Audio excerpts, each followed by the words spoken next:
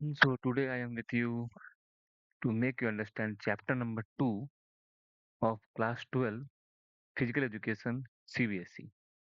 So the name of the chapter is Children and Women in Sports, and the things which we are going to study in this chapter is exercise guidelines of WHO for different age group, then common postural deformities. Some deformities are there which are due to the postures. Then women participation in sports. What are the benefits of women participation in sports? Then we have special consideration, menarche and menstrual dysfunction. And at last, we will study female athlete triad, osteoporosis, amenorrhea, and eating disorders. So we will start with the exercise guidelines at different stages of growth and development. So WHO, World Health Organization, has divided a human being or its growth at different age groups.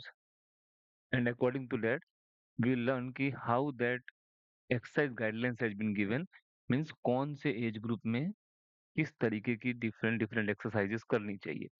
सो सबसे पहले आता है infants, जो कि up to 1 years of kids होते हैं, baby होती है जिसको बोलते हैं।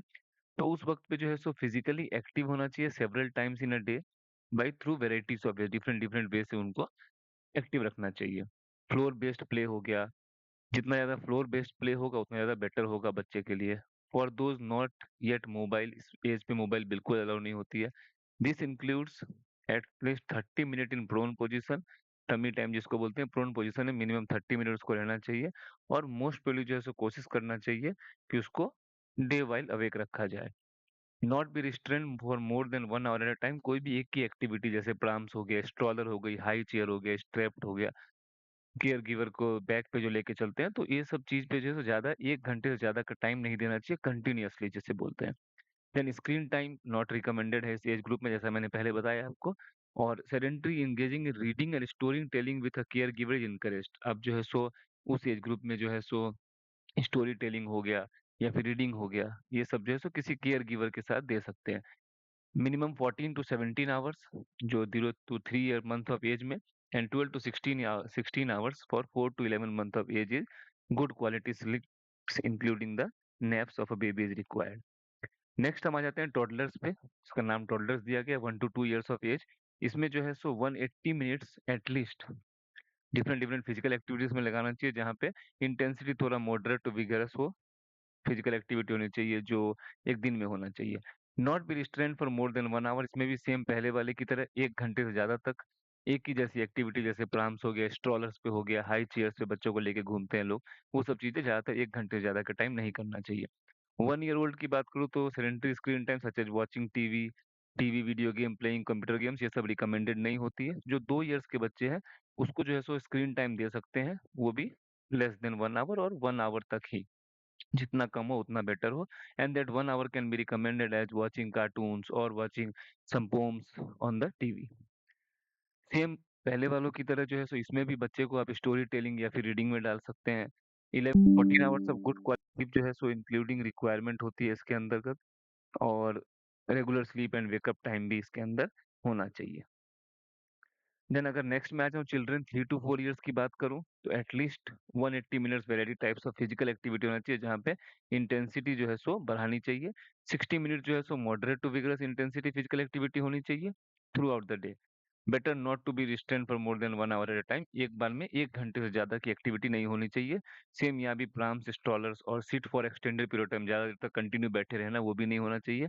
स्क्रीन टाइम जो है सो 1 घंटे ज्यादा नहीं होनी चाहिए। और यहाँ पे भी जो है सो स्टोरी टेलिंग और रीडिंग वाला पार्ट हो सकता है उनके लिए भी। 10 to 13 hours of good quality sleep जो है सो उनको भी रिक्वायरमेंट होती है।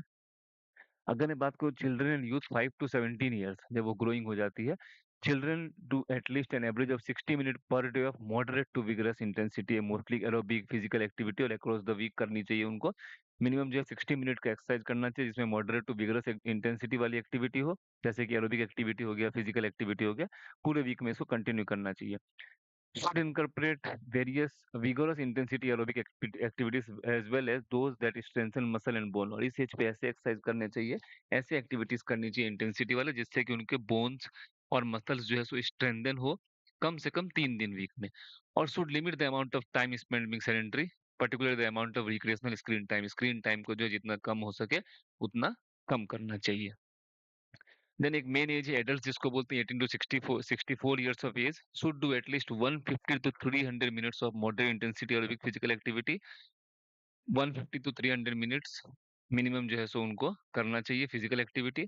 75 टू 150 मिनट जो है सो विगरस इंटेंसिटी, यानी जहाँ पे बहुत ज्यादा ताकत चाहिए, बहुत ज्यादा फिजिकल एक्टिविटी होती है, बहुत पावरफुल फिजिकल एक्टिविटीज होती है, उस समय करना चाहिए। और बाकी टाइम जो है सो moderate and vigorous intensity exercise कर सकते हैं। इस एज ग्रुप में जो है सो मसल स्ट्रेंथनिंग एक्टिविटीज है जो ग्रेटर इंटेंसिटी की होती है, वो सारे के सारे करने चाहिए, जिसमें कि सारे जो मेजर मसल्स है बॉडी के वो सारे हो जाए। ये मिनिमम 2 दिन वीक में करना चाहिए according to the body condition. और आप अगर चाहो तो मॉडरेट टू इंटेंसिटी जो एरोबिक एक्टिविटी है उसको आप बढ़ा भी सकते हैं, 300 मिनट से भी ज्यादा कर सकते हैं, और 150 मिनट से विगोरस इंटेंसिटी को भी जो है सो बढ़ाया जा सकता है। और या फिर कॉम्बिनेशन करके भी हम इसमें एक्टिविटी कर सकते हैं। Should limit the amount of time spend being sedentary, replacing sedentary time with physical activity of any intensity. अगर आपको बहुत ज्यादा टीवी देखने का शौक है या बहुत ज्यादा स्क्रीन टाइम, मोबाइल टाइम होता है, ये जो एज ग्रुप होता है, तो इट इज बेटर कि आप उसकी जगह पे कोई कोई भी इंटेंसिटी की फिजिकल एक्टिविटी करें। और जो है सो ये एज ग्रुप ऐसा होता है जहाँ पे आपको बिहेवियर, हेल्थ बिहेवियर पे भी काम करना चाहिए। All adult and older should aim to do more than the recommended level of moderate to vigorous intensity physical activity. और ये बहुत फिटनेस और हेल्थ वाला कॉन्शियस वाला एज होता है, तो इसमें जो है सो moderate to vigorous intensity physical activities हर वक्त करते रहना चाहिए। उसके बाद other adult 65 years and above की बात करूँ तो सेम एडल्ट की तरह एक्टिविटी होती है, बट एज बिकॉज एज ज्यादा हो जाती है तो weekly physical activity. Older adult would be varied multi component physical activity होनी चाहिए that emphasizes functional balance and strengthen training at moderate और ग्रेटर इंटेंसिटी ऑन 3 और more days a week।